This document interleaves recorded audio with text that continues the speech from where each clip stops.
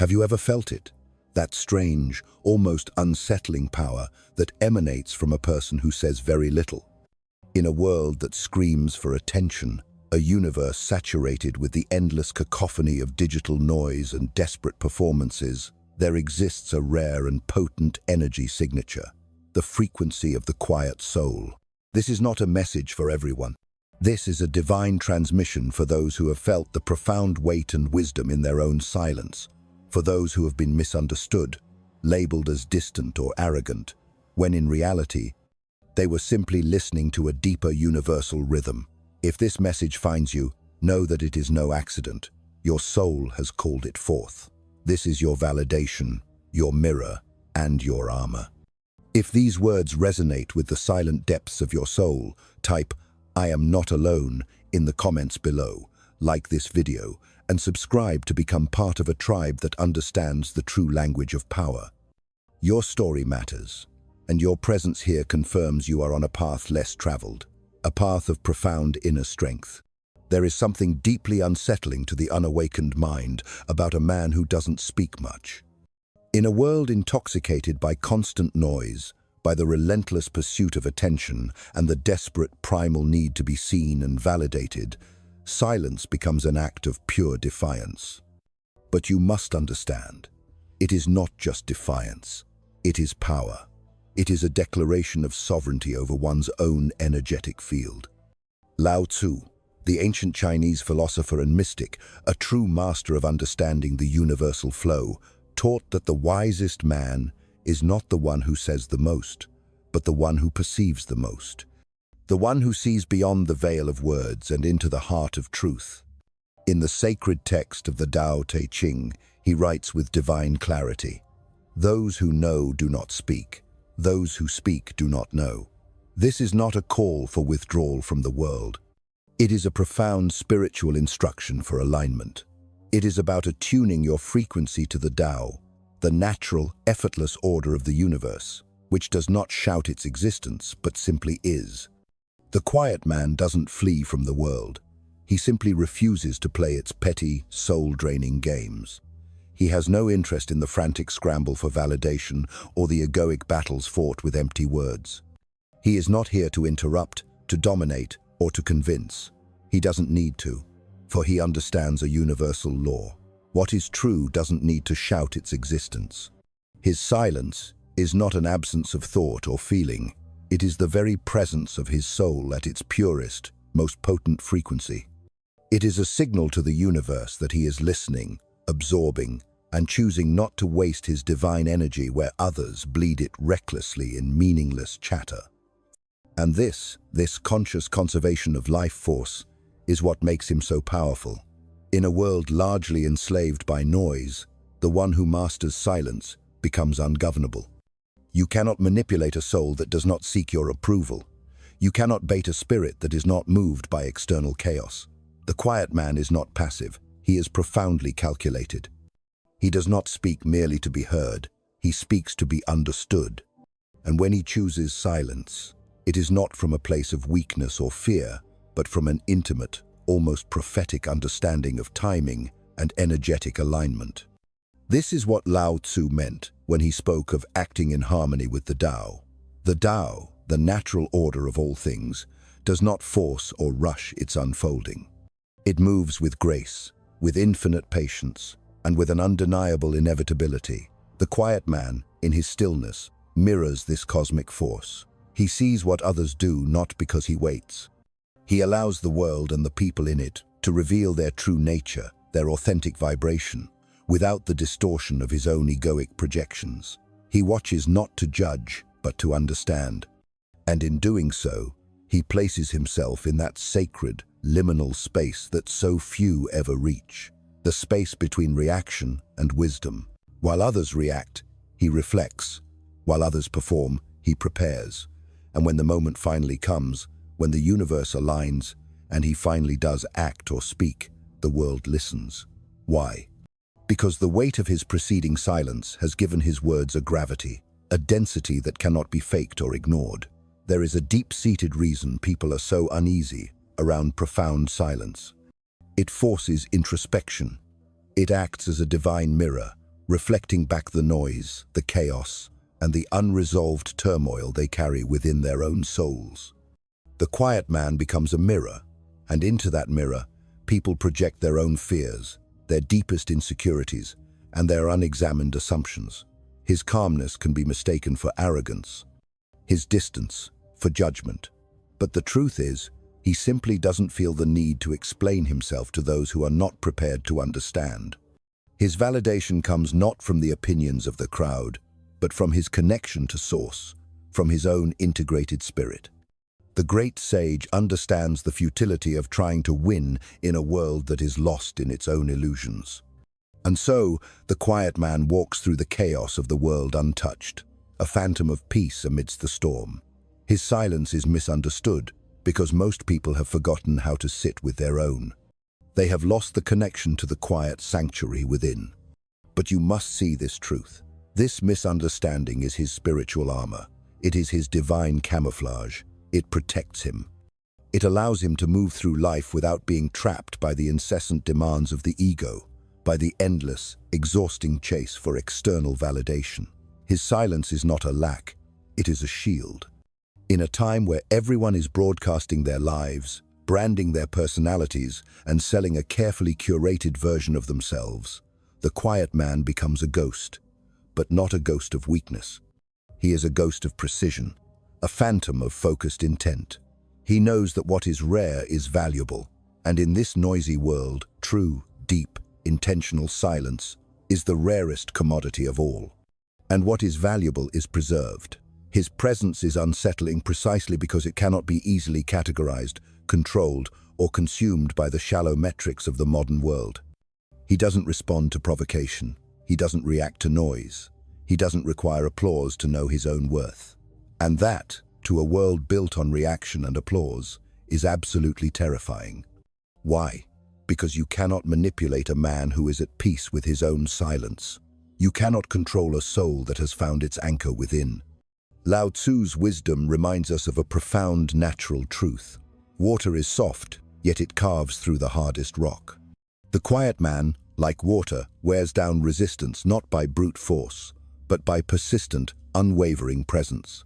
He isn't in a hurry because he understands the game of life on a much deeper level than those who play it loudly.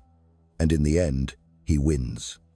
Not because he overpowers, but because while everyone else was busy performing, he was becoming, he was watching, he was waiting, he was ready. The philosopher Arthur Schopenhauer, who found unparalleled brilliance in the sanctuary of solitude, understood something that few ever do. He knew that genius, true insight, and divine creativity thrive in silence. The chaos of the world, with its endless chatter and its superficial distractions, is the breeding ground of mediocrity. Schopenhauer saw society as a constant parade of empty words, a place where thoughts are shallow and opinions are loud but hollow. The more people speak, the less they listen, and in that deafness, they lose touch with the profound truth of existence. For Schopenhauer, the quiet man is not simply avoiding others, he is engaging with something far deeper. He has withdrawn from the noise not to escape, but to sharpen his mind, to commune with the truth that can only be found in the still, silent chambers of the soul. In that silence, he hears the whispers of the universe, the subtle frequencies that are lost in the clamor of the everyday. And it is in that sacred silence that his sharpness, his true genius, emerges.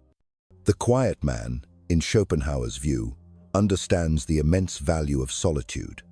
He is not isolated because he is afraid of others. He is isolated because he understands that profound thought requires distance from the distractions of daily life.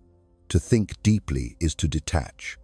It is to step outside the constant demands for attention, approval, and validation. The quiet man is the one who chooses to spend his time in thought, not in chatter.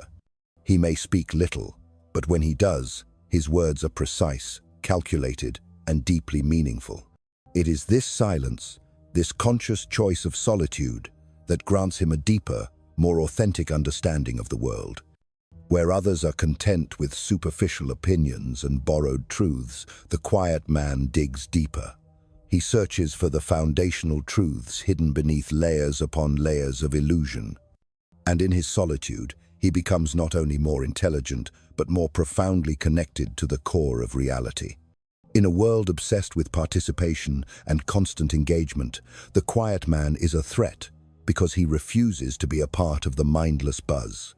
He is content to be alone because in his solitude, he has found something far more valuable than the noise of social validation: clarity. He knows that to think clearly, to reach new depths of understanding, one must retreat from the collective noise. Most people, Schopenhauer argued, never achieve greatness because they are too busy talking, too busy being swept along by the tide of public opinion. The quiet man, on the other hand, avoids the current. He steps back and observes, unimpeded by the rush to fit in or to conform. And in doing so, he sees the patterns, the undercurrents, and the hidden structures that others miss. He is not lost in the drama of the moment. He is seeing the larger patterns that lie underneath. Carl Jung, the revolutionary psychologist, believed that every human carries within them a shadow, the repressed, denied, and unacknowledged parts of the self. This shadow is often filled with uncomfortable truths, unresolved conflicts, and raw, untamed power. In a society obsessed with self-presentation, where everyone strives to appear flawless and virtuous, the quiet man stands apart. He stands apart not because he is better, but because he has faced what lies hidden within his own soul. He knows his own darkness. He knows his own flaws. He knows his own monsters. And because he has confronted them, because he has journeyed into the depths of his own psyche, they no longer control him from the shadows. His silence is not a mask to hide behind. It is a testament to his inner integration, his wholeness. Jung's concept of shadow integration is crucial here. The quiet man has done the difficult, courageous work of self-awareness. He has descended into the depths of his psyche and has emerged, not unscathed, but transformed. Most people never face their own shadow. They suppress it, they hide from it, or worse, they project it onto others. They react from a place of unconscious fear, anger, or inadequacy, trying to overcompensate for the parts of themselves they cannot accept. But the quiet man doesn't need to react. He has already faced the uncomfortable truths about himself, and in doing so, has gained a profound sense of control over his emotional world. He does not need to shout to assert his presence, because his inner self is at peace. His silence is the result of this peace. This brings us to the unique, almost mystical power of the quiet man. He is not motivated by the same unconscious drives that push others. While others speak out of insecurity, seeking to fill the gaps in their self-image, the quiet man speaks only when he is certain that his words will serve a purpose. His silence is not born of fear, but of wisdom. Jung argued that true power comes from self-knowledge, from the ability to integrate one's light and shadow. The quiet man embodies this principle. He does not hide his darkness, he owns it, and this ownership gives him a unique and unshakable strength. He is neither overly harsh nor overly gentle. He is a perfect balance between the two, a force that is difficult to predict and impossible to categorize. The quiet man, by integrating his shadow, becomes someone who is authentic in a way that few people ever achieve. He has no need to project an image of perfection or righteousness. He simply is. And because he is whole, he is unshakable. There is no pretense in his silence, no underlying anxiety or fear of judgment. His quietness stems from a place of profound self-understanding. He has looked into the depths of his own soul, confronted what lurks there, and emerged more powerful because of it. This makes him unpredictable, because he does not react from the same place of unconscious motivation that drives others. His strength is in his composure, his ability to remain calm in the face of turmoil. And in a world where most people react impulsively, the quiet man stands as a beacon of control. The legendary swordsman Miyamoto Musashi understood the power of invisibility long before it became a modern strategy. In his masterpiece, The Book of Five Rings, Musashi lays out the principles of martial strategy, discipline, and the supreme importance of clear-minded action. But one of his most profound teachings is about the warrior who remains unnoticed, the silent warrior. The one who does not draw attention to himself becomes a force that can strike with devastating precision when the moment is right. Musashi's greatest strength was his ability to remain calm, to observe his opponent's every move, and to never reveal his full potential until it was absolutely necessary. The quiet man, in this context, is not just a passive observer. He is a strategic mastermind, using silence to his advantage. Musashi teaches that in war, visibility can be a trap. The more you reveal, the more vulnerable you become. The warrior who speaks too much, who boasts of his skills or intentions, loses the critical element of surprise. The quiet man, like Musashi, understands this. Silence is a form of camouflage. He does not announce his plans, his goals, or his intentions. He moves through life with purpose, but with a stillness that prevents others from seeing his true capabilities. In a world that demands constant performance and validation, the quiet man thrives by choosing not to participate in the show. He knows that his power lies in what others cannot see, and he uses this to his advantage. His silence is his stealth. His invisibility is his strength. This ability to remain unseen gives the quiet man an almost supernatural advantage. He lets others reveal their weaknesses, their excesses, their errors. While they expend energy trying to impress, compete, or dominate, he bides his time. Musashi's strategy was never to enter unnecessary battles. The quiet man mirrors this approach. He does not waste time on conflicts that do not serve his higher purpose. Instead, he waits, watches, and when the time comes, he strikes decisively. His silence is not a lack of action. It is a preparation for a more significant, more impactful move. He does not waste his words, and he does not waste his energy. He understands that true power lies not in loud declarations, but in the quiet build-up of mastery and focus. The Stoic philosopher Epictetus taught that the ultimate form of power lies in the mastery of oneself. To govern one's own emotions, to remain unshaken in the face of external chaos, is the highest achievement a person can attain. The quiet man in this context is not just someone who chooses silence for the sake of it. He chooses it because he has learned the art of self-sufficiency. His silence is not born of insecurity or retreat, but of profound inner strength. He is unbothered by the noise of the world because he knows that his true power lies within. In a world where everyone is quick to react, the quiet man is unreactive. And in that stillness, he holds a strength that is more formidable than any outward display of force. The quiet man who follows these Stoic teachings understands that peace of mind is not something to be earned from external validation or approval. It is something that comes from within. He is not reliant on the praise or criticism of others. He does not need the accolades of the world to feel valued. His worth is determined by his ability to control his own mind and emotions, not by the opinions of others. His silence is a reflection of this inner clarity. He does not waste energy reacting to every little disturbance. He chooses his responses, and because of that, he maintains a sense of control that others can only envy. He is the calm in the storm, the unshakable anchor in a sea of chaos. The strength of the quiet man, in the Stoic sense, lies in his ability to act with purpose and intention without being distracted or derailed by external forces. He knows that true power is found not in forcing things to go his way, but in accepting what comes and responding with grace. His silence is not a passive withdrawal from the world, but an active choice to remain centered, no matter what life throws at him. In the end, the true power of the quiet man is not in what he says or does, but in his ability to remain steadfast, unmovable, and unperturbed. He has mastered the art of self-sufficiency. And in that mastery, he becomes a force to be reckoned with. His silence is his shield, his serenity, his sword. And in a world that is loud, chaotic, and ever-changing, this is the quiet man's greatest and most profound weapon.